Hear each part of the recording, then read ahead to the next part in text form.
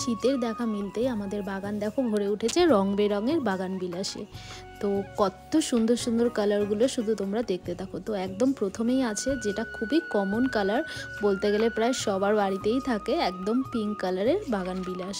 আমাদের বাগানটা এখনও শীতের ফুলে ভর্তি হয়নি, সবে চারা গাছ লাগানো হয়েছে, কিন্তু এখনই এই বাগানটাকে পুরো একদম রানি করে রেখেছে এই গাছটা। একদম দেখো গেট থেকে ঢুকেই সেই জন্য সামনে রাখা হয়েছে এটা। এরপর আছে এই হলুদ রঙের বাগান বিলাসটা। এটা একদম আনকমন কালার, মানে হলুদ বললেও ভুল হবে, একটু একদম অন্যরকম হলুদ কালার। আর তারপর আছে এই যে এই লালচে মেরুন টাইপের কালারটা।